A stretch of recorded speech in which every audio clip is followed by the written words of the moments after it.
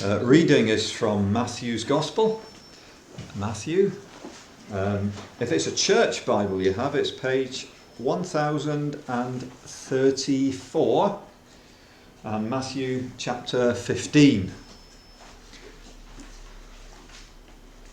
And now I'm going to be reading, it's a fairly long reading, but it's very vivid, and I hope that you'll be able to concentrate as we read on into chapter 16, all right? And a fair way into chapter 16. So it's 15:15 to 16:16, okay? So chapter 15 of Matthew, and from verse 15. Peter said, "Explain the parable to us." "Are you still so dull?" Jesus asked them. "Don't you see that whatever enters the mouth goes into the stomach and then out of the body? But the things that come out of the mouth come from the heart, and these make a man unclean. For out of the heart come evil thoughts, murder, adultery, sexual immorality, theft, false testimony, slander. These are what make a man unclean. But eating with unwashed hands doesn't make him unclean." Leaving that place, Jesus withdrew to the region of Tyre and Sidon. A Canaanite woman from that vicinity came to him, crying out, "Lord, Son of David, have mercy on me. My daughter is suffering terribly from demon possession." Jesus didn't answer a word. So his disciples came to him and urged him, "Send her away, for she keeps crying out after us." He answered, "I was sent only to the lost sheep of Israel." The woman came and knelt before him. "Lord, help me," she said. He replied, "It is not right to take the children's bread and toss it to their dogs." "Yes, Lord," she said, "but even the dogs eat the crumbs that fall from their master's table." And Jesus answered, "Woman, you have great faith. Your request is granted." And her daughter was healed from that very hour. Jesus left there and went along the Sea of Galilee. Then he went up on a mountainside and sat down. Great crowds came to him, bringing the lame, the blind, the crippled, the mute, and many others, and laid them at his feet, and he healed them. The people were amazed when they saw the mute speaking, the crippled made well, the lame walking, and the blind seeing, and they praised the God of Israel. Jesus called his disciples to him and said, "I have compassion for these people. They've already been with me 3 days and have nothing to eat. I do not want to send them away hungry, or they may collapse on the way." His disciples answered, "Where could we get enough bread in this remote place to feed the crowd?" "How many loaves do you have?" Jesus asked. "7," they replied, "and a few small fish." He told the crowd to sit down on the ground. Then he took the 7 loaves and the fish, and when he'd given thanks, he broke them and gave them to the disciples, and they in turn to the people. They all ate and were satisfied. Afterwards, the disciples picked up 7 basketfuls of broken pieces that were left over. The number of those who ate was 4,000, besides women and children. After Jesus had sent the crowd away, he got into the boat and went to the vicinity of Magadan. The Pharisees and Sadducees came to Jesus and tested him by asking him to show them a sign from heaven. He replied, "When evening comes, you say it will be fair weather, for the sky is red. And in the morning, today it will be stormy, for the sky is red and overcast. You know how to interpret the appearance of the sky, but you cannot interpret the signs of the times. A wicked and adulterous generation looks for a miraculous sign, but none will be given it except the sign of Jonah. Jesus then left them and went away. When they went across the lake, the disciples forgot to take bread. Be careful, Jesus said to them. Be on your guard against the yeast of the Pharisees and Sadducees. They discussed this amongst themselves and said, it's because we didn't bring any bread. Aware of their discussion, Jesus asked, you have little faith. Why are you talking among yourselves about having no bread? Do you still not understand? Don't you remember the 5 loaves for the 5,000? And how many basketfuls you gathered? Or the 7 loaves for the 4,000? And how many basketfuls you gathered? How is it you don't understand that I was not talking to you about bread? But be on your guard against the yeast of the Pharisees and Sadducees. Then they understood that he was not telling them to guard against the yeast used in bread, but against the teaching of the Pharisees and Sadducees. When Jesus came to the region of Caesarea Philippi, he asked his disciples, who do people say the Son of Man is? They replied, some say John the Baptist, others say Elijah, and still others, Jeremiah or one of the prophets. But what about you? He asked. Who do you say I am? Simon Peter answered, you are the Christ, the Son of the living God. So reads God's word, and we'll return to it after we've sung our next hymn.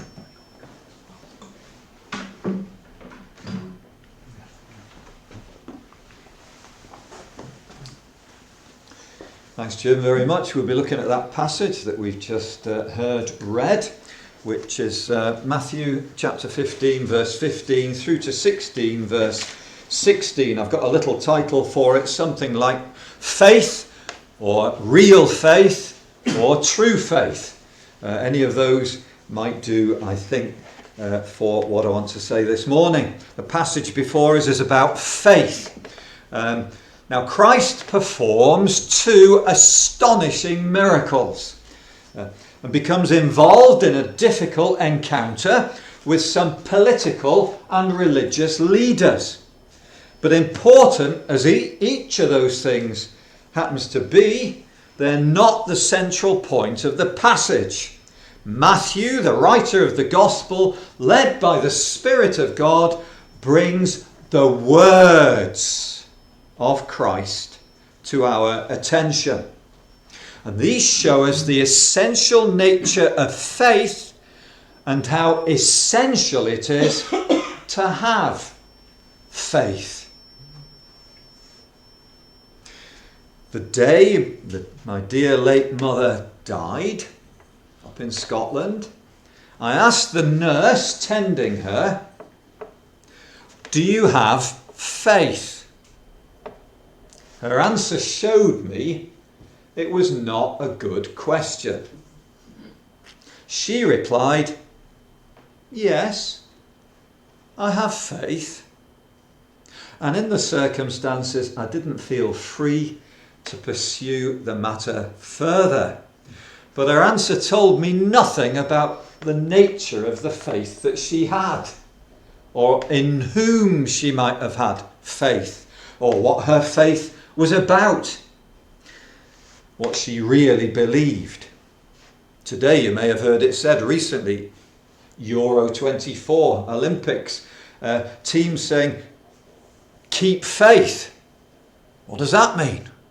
Or we keep the faith. You can have Keep the Faith social clubs. You can go on the internet and find them. You can have Keep the Faith pop albums. You can have Keep the Faith self-care centres.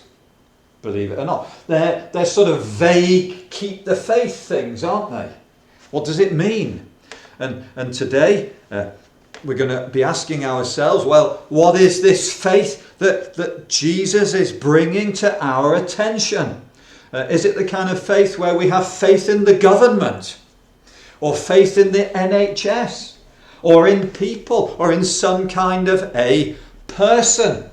a prince. Do not put your trust in princes or kings or, with a little g, gods. What is this faith that we are being drawn to consider? The faith depicted here is clear, it's definite, and it's the faith that every person is to consider and have for themselves. So let's hear about it. First point, we're going to be looking at the Canaanite woman. First point is great faith. Jesus goes with his disciples. They go from kind of normal territory. They go up northwest. They go to the coast, and they end up near Tyre and Sidon. And the people living there are Syro-Phoenicians, or even further back, they'd have been called Canaanites. And if you know your Bibles a little bit, you'll know that way back when the Jews, the Israelites, were to go into the land God had promised, they were to get rid of the people living there because those people were living such immoral lives it was offensive to God. And God has said to them, you are to push out or take out all the people there, including even the Canaanites, though they didn't do that. And so the Canaanites carried on down the centuries. And here's this woman, and she comes to them, to the disciples with Jesus, and she comes crying out, Lord, Son of David, have mercy on me. Now, you know, Jesus does this great miracle and her daughter is healed of demon possession at a distance. Phenomenal miracle. All right? But the amazing thing in this passage is the wording of what takes place. She says, Lord. She's not a Jew. She says, Son of David. Well, what was David? Well, he was King of the Jews. King of the Jews about 9 centuries before this event. How come she's saying Son of David? She's a Canaanite. She says, have mercy upon me. So she's got in her head something like, the Jews have these kings, they come from the line of David, and along the line somewhere there's going to be one who will be called the Messiah, a particular anointed king, anointed by God, and he'll be special and he'll do great things. And she's got it in her head that Jesus is this one who's come into her territory. My daughter's suffering terribly and Jesus doesn't answer a word. Can you imagine? Now this emboldens the Jewish disciples who are with him, and they urge him. You can imagine this, can't you? It's almost like down at the pub sort of scene. Oh, send her away. She keeps crying out after us. She's just a pain. Get her to shut up. And Jesus answers something here that you would expect everybody to say, yes, that's quite right, Jesus. I was sent only to the lost sheep of Israel. Can you imagine all those disciples? They'd be muttering, wouldn't they, to themselves? They'd be saying, yeah, that's right, Jesus. You tell her. You came only to the lost sheep of Israel, not these wretched Canaanites. The woman came and knelt before him. Do you know some versions here say worshipped him? Lord, help me. Now she's used the word Lord twice. Maybe apart from just thinking he's a son of David, the Messiah, she's calling him. She may be just calling him a word of great title. You are Lord. You know, we might call people of certain high status Lord. But maybe there's a little bit also of an Old Testament knowledge in her mind that when the Jews said Lord, it could point to the great God who said to Moses, tell the Israelites, I am who I am. Now, I don't know that was in her mind, of course I don't. But maybe it was lurking there in the background. Maybe she's got a sense Jesus is not just a man who's special and a great teacher and does great miracles, but maybe that God really is somehow in this man. And he, maybe as the Messiah, he really is the one who can cure my daughter. In fact, Abraham, in that sort of area, many centuries before, God met him and promised Abraham that he will, through his offspring, through the offspring of Abraham, God will bless not just Abraham's offspring, but the nations even.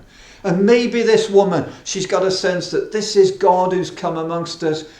God is now in this man, the Messiah, and this Messiah can cure my daughter, but can bless me as one of the nations, sinful as we are, rebellious as we are, against God as we've been.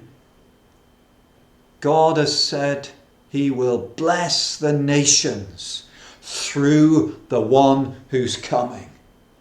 Now, I don't know if she's got all of that clear in her mind, but it does point that way. And Jesus says, I mean, what offence is this? I mean, how would this go down today on the internet? It is not right to take the children's bread, Israel's blessing, and toss it to their Gentile, other nation dogs. You're calling me a dog? And she says, yes, Lord. But even the dogs, like me, like us Canaanites, like us Welsh, like us English, Scottish, Irish, other nations, even the dogs eat the crumbs that fall from the one we acknowledge to be the Master or the Messiah's table. In other words, you see, her faith was in Jesus. Do you note, it's not directly, my faith is in this man to cure my daughter and make her well. I mean, that's a great blessing. The big point is her faith was in Jesus. Who he was, his person, and then what he could do. And that is to bless and help and heal, because that's what he'll do. So, this woman, Jesus says, has great faith. I put it to you, how would the disciples have responded to that? What? This woman? And you just talked about crumbs and dogs and table, and you're saying this woman's got great faith. She's miles ahead of the disciples in understanding who Jesus was at this point. She's got it a lot clearer who he was. She's got it clear that, dog as she is, spiritually speaking, lost, deserving nothing, she's got it clear that she can come to the Messiah, even to God himself, and he'll receive her. That's faith. That's faith when you've got, men who are, in the jackets, as it were, the smart guys, the disciples with Jesus, sort of around Jesus. They look the part, and they're sending her away. What right have you got to be here, woman? And she's got the faith to keep coming to Jesus, because she trusts and believes that he'll receive her. So she says, have mercy upon me. And even if I'm a dog, I can receive the crumbs that come from you. Wonderful. Now, this is testing some of you. Do you remember Jerry? There was a mouse called Jerry, wasn't there? I'm thinking of Jerry and the Pacemakers. Do you remember Jerry and the Pacemakers? There's a song now. It's on Classic FM quite a lot. Do you remember the ferry that crossed the Mersey? And there's a line in it. I don't know if this is always true with Scousers, but I've grown to appreciate them as generally very friendly people. And there's a little line, "We'll never turn you away. You come to Liverpool, we'll never turn you away." You'll be going home now and listening to that on the internet, won't you? And Jesus says, if anyone comes to me, if anyone comes to the Father, if anyone comes to Jesus, in no way will he turn them away or cast them away. He'll receive them if you come to him earnestly. This woman had great faith. We're to learn from her. Second point, little faith. The disciples. Now we return. We come to familiar territory. We're in Galilee. And in Galilee, they go up onto the mountainside. Did you do this mountain this week on camp? This didn't appear, no. Right. What do you not get in the mountains? The answer is shops. You can't go down the road and buy some bread, all right? They're in the mountains. There's this great crowd. How many? Well, there's 4,000 men. If you double that to women and maybe throw in some children, I don't know what we're at, 10,000 maybe, something like that. Big crowd, okay? And they all come up this mountainside. They've been there 3 days. And Jesus, over 2.5, 3 days, has been doing some phenomenal miracles. Healing. Who's he been healing? Well, the blind, the maimed or the crippled, the dumb. And the people are amazed. And they praise, note, the God of Israel, not just the God of everything, but they're praising the God of Israel because that's the sort of territory they're in. And they're amazed. And you could go home saying, you know, I was there. I was there on the mountainside. And I saw Jesus heal those people. But that's not the big point here, believe it or not. It's important. Jesus looks at this crowd. And what does he feel when he looks at this crowd? Compassion. They've been there 3 days. He doesn't want any of them going home, not just hungry, but that they might faint along the way. He wants them to feel full and satisfied. So you all know the story, you've heard it for many years. There's 2 kind of miracles like this. One's feeding 5,000 with 5 loaves. This one is feeding 4,000 or 10,000 with 7 loaves. Imagine that. Jesus gets his disciples and asks them, well, what have we got? 7 loaves, few fish. Okay, get the people to sit down. Yeah, what are the disciples thinking? And Jesus gives thanks. He thanks the Father in heaven. And in God's great providence, Jesus, being God in the flesh, multiplies the bread.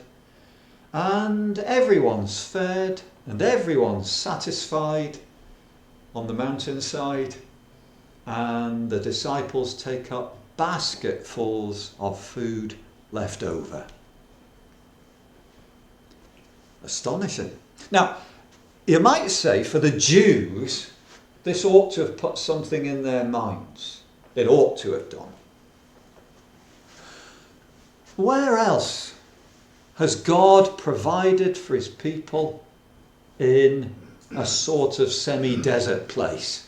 And the answer is, of course, as you know, when they came out through the Red Sea in the Exodus, they came into the desert and through Moses, God fed them the manna, the bread, and the quail. So God fed them in the desert.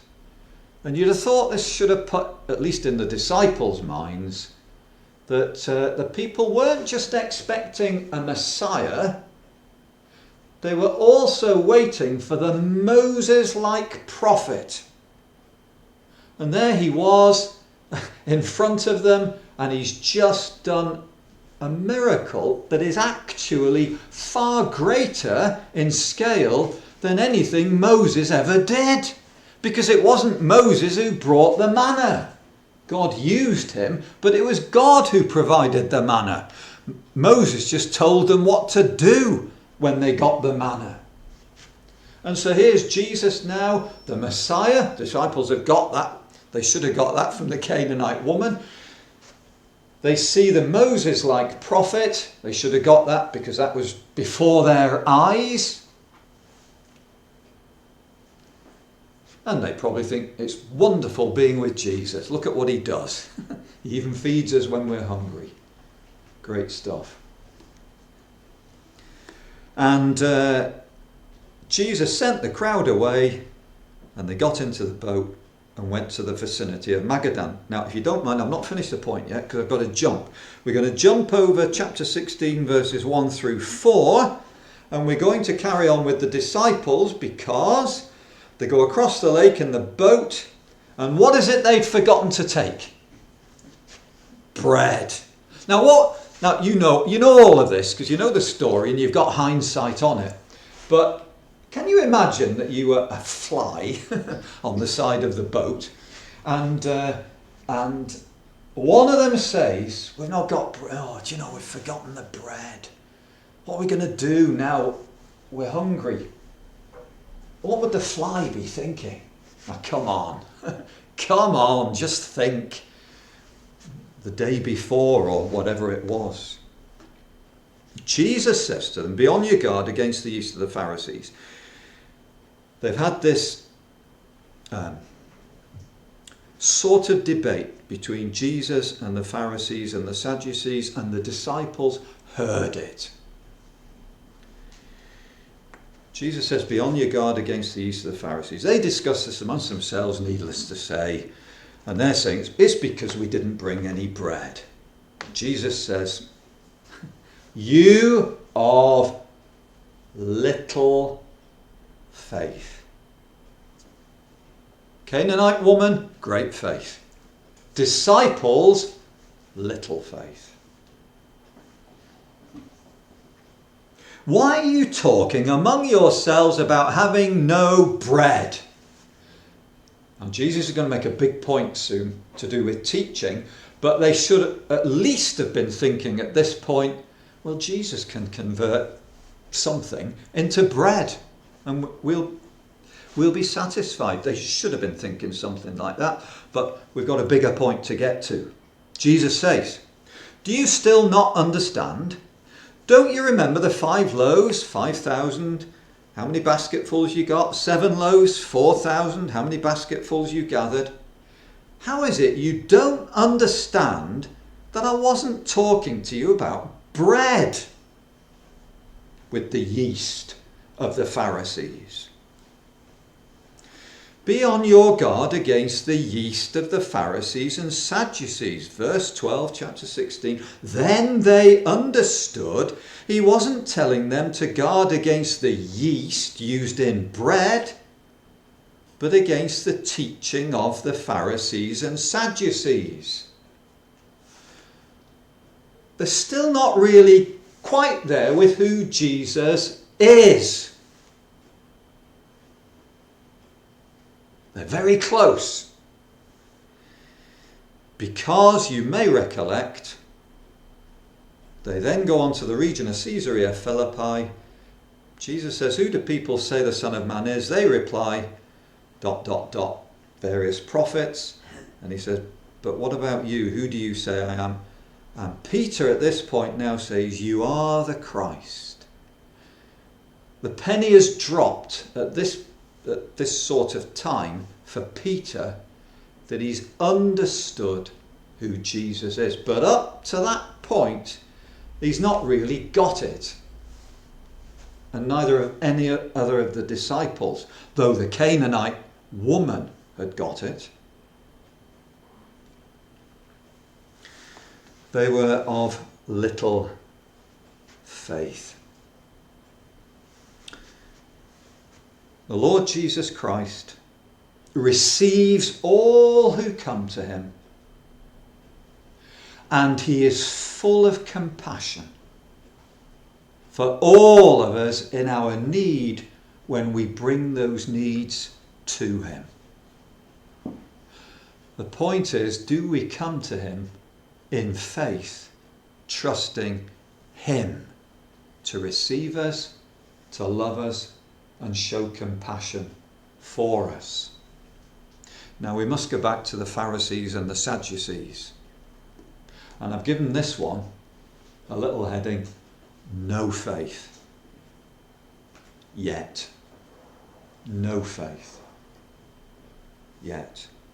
Pharisees and Sadducees come to Jesus to test him. They ask him to show them a sign from heaven. Now what do you make of that, honestly? What do you really make of that? Jesus has just, well, perhaps they're not aware that the Canaanite woman's daughter has just been delivered from demon possession. Perhaps they're not aware of that.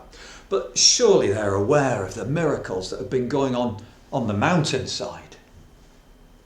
And then not only that, Jesus feeds thousands of people on just a few loaves multiplied.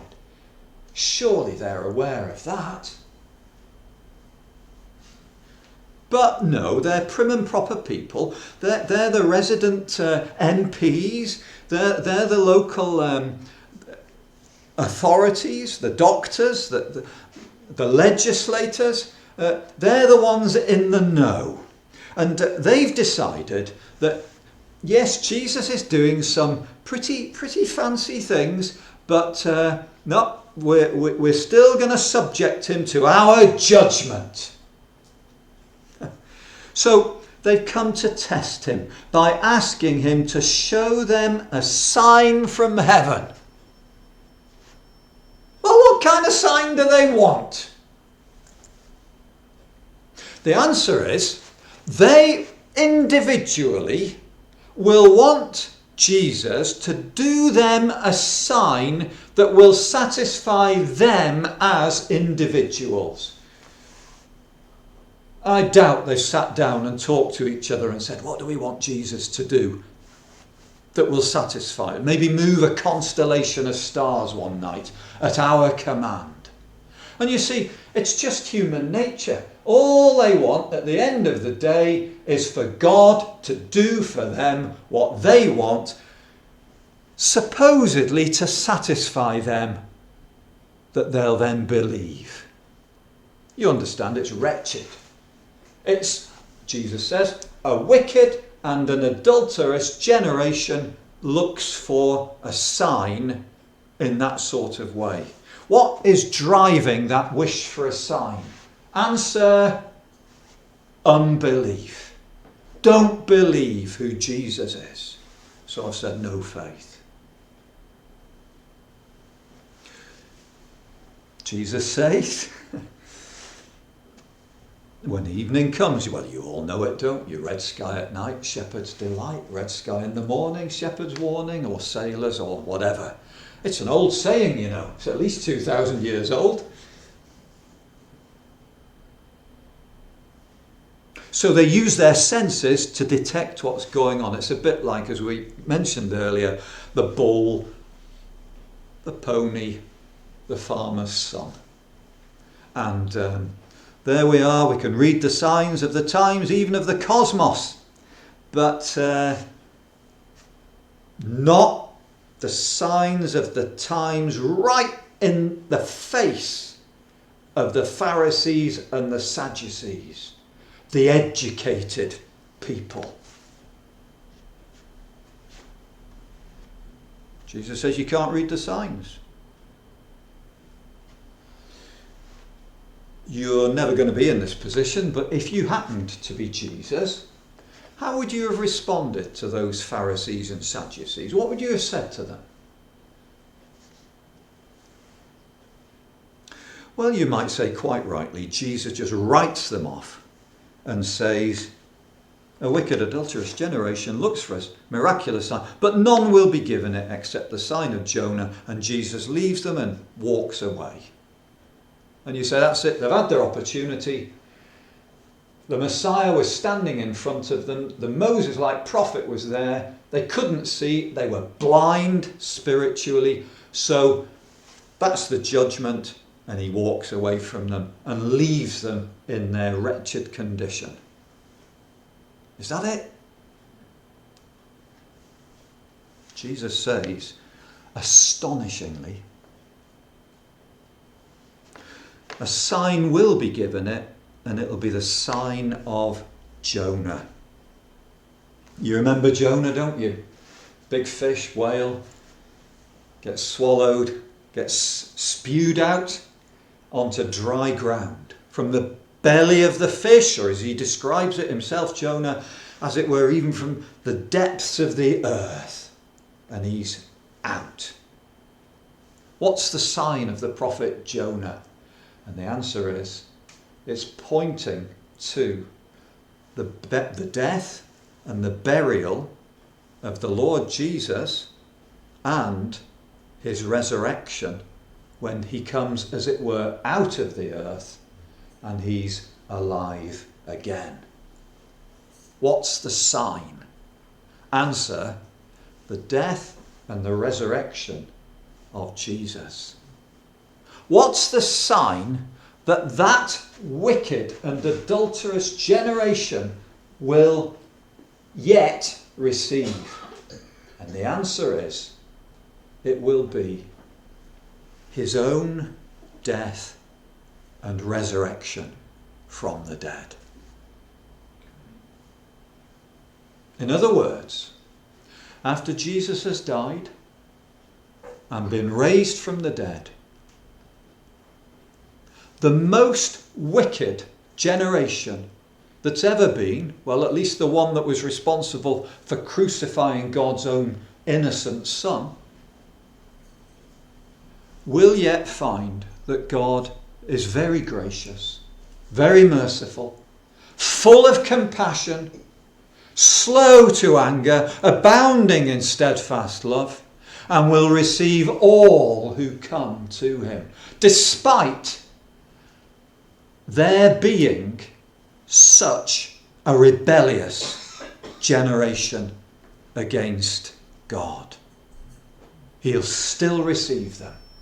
And do you know, after Jesus returned to heaven and the Spirit came and the church was born and people were coming to faith, do you know, some of the Pharisees and the Sadducees came to faith. Jesus, it sounds like at this point, look, you've had your opportunity. It stared you in the face and you've rejected it. Well, he would say you've rejected me. And yet, the gospel is still before them. That's the sign. It's a wonderful sign. It is the sign to, if we can dare say it, to beat all other signs. I don't say beat. It's greater than all the other signs. There's an accumulation of these signs. But that one is the sign. And who's it for? Well, the answer is it's Pharisees and Sadducees, wretched Jews. It was for the Jews who were there at the time. It was for these disciples. The Canaanite woman, it seems, didn't even need the sign because she believed it from the words she'd heard.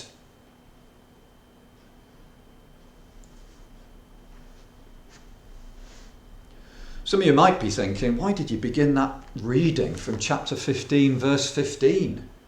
Bit odd. Well, I want to say, when Jesus says, "Are you still so dull?" he asks them, "Don't you see whatever enters the mouth goes into the stomach and out of the body? But the things that come out of the mouth come from the heart, and they make us unclean. They make us what the Bible calls sinners.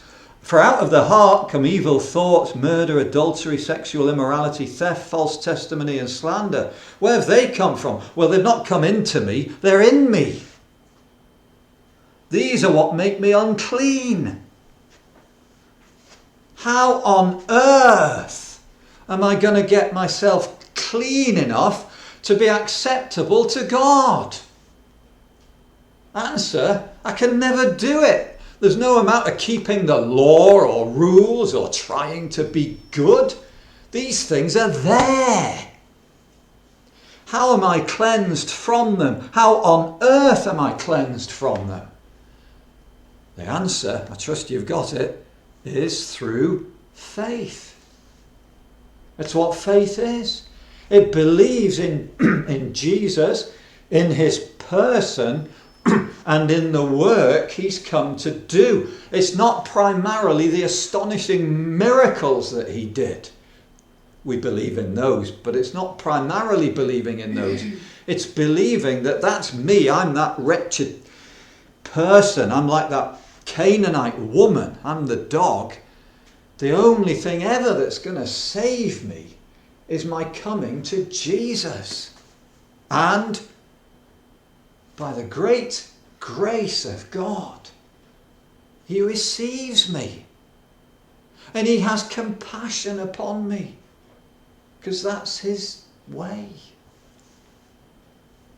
And in fact, he'll go to the cross. And he'll die on the cross in my place, bearing my judgment for me. Why? Because God loves me. Why? I have no idea.